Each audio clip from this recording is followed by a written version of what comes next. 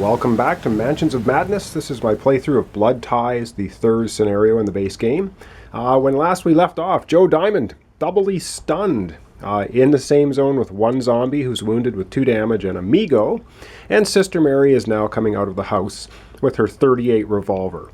Alright, let's begin. I'm first going to have Sister Mary go. She's going to take 1-2 steps here. Now she's not in the same space as any monster, so no horror check. And she's going to try throwing her holy water onto the Migo and see if she can at least stun one of these monsters. So she's going to go ahead and try that. She needs, it's a luck +1 check. Her luck is 4. She needs a 5 or less. And she gets a 4. So that is actually good. It actually puts 1 damage on the Migo. And we get to look at the Migo now because it's been damaged. So it takes 1 damage. And what does it have? It has it can do 2 damage and it has 6 health. And the other good thing is it becomes stunned.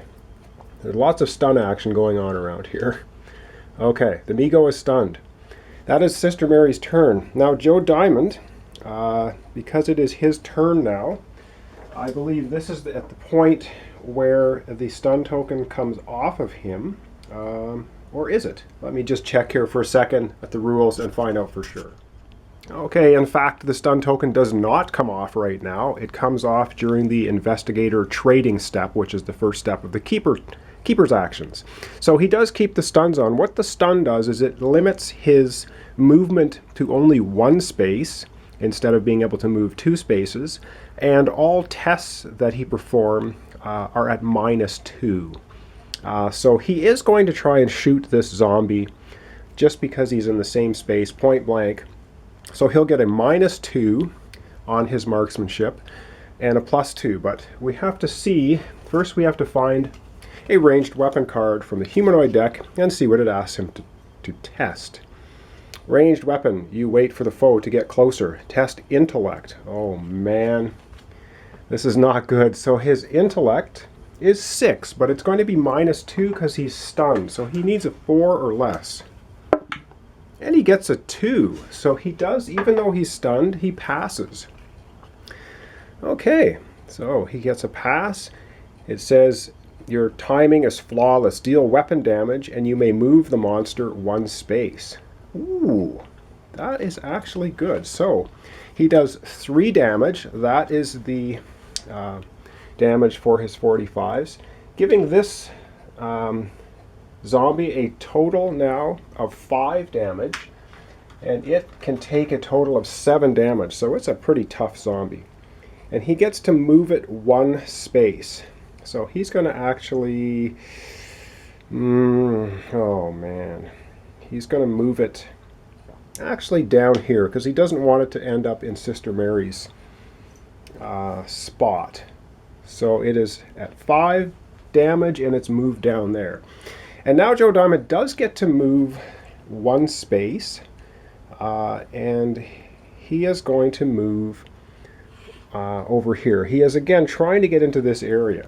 So again, things not looking too great. However, he got out a little bit of a tight situation there. So that now is the end of the investigator's turns. So good shooting on Joe Diamond's part. And now it will be the beginning of the keeper turn. And at the beginning of the keeper turn is the exchange of items. The 2 player characters are not together. However, one of the 2 stun tokens now comes off of Joe Diamond. All right, and the next step is we will go over to the keeper cards and have a look.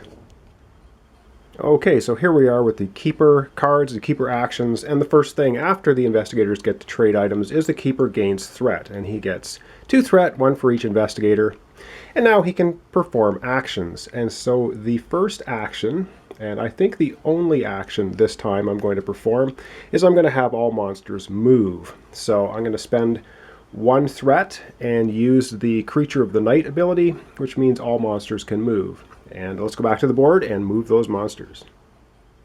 Okay, so here we are on the board for monster movement, and we have our zombies down here in the caves, and the first one is going to move 1 space over here, just to the edge of camera zone, into the cave number 1 with the altar in it. So of course we know bad things are going to happen. And the second zombie just shambles along this way. Okay, I'm just going to readjust the camera here a bit and we'll move the other monsters. Okay, so up here now, because it is the monster movement, or actually monster movement step, this zombie who has been shot by Joe Diamond is actually going to move up into his space. Now Joe needs to make a horror check for that. And he has a willpower of 5, and the zombie's a -1, so he needs a 4 or less. He gets a 1, so that zombie, full of holes, is not scaring him too much. The Migo does not move because it is stunned. And now we're going to have the monster attack phase, and that is when the stun marker comes off the Migo.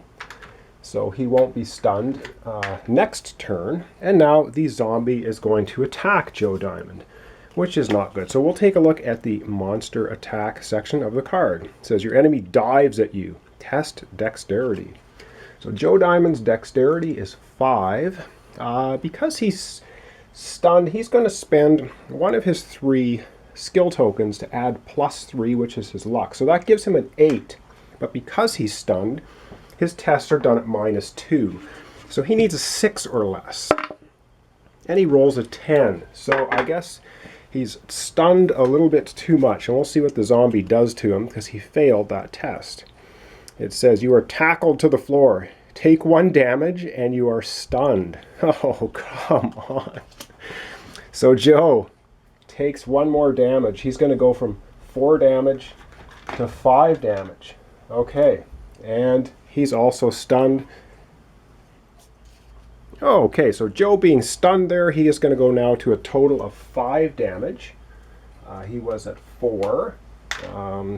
And he also gets another stun token. So now he is again doubly stunned. This is not good for Joe. So I'm just going to put that out there. All right, that was the monster attack phase. And now we are into the end of the keeper phase, which means we put a timer token. So this is the second one going on the card that has 5 on it. So we're still 3 away from revealing that card and what's going to happen. Okay, well, things looking a little bit grim, but we'll continue on. Next turn, that was turn 6, so join me next time for turn 7.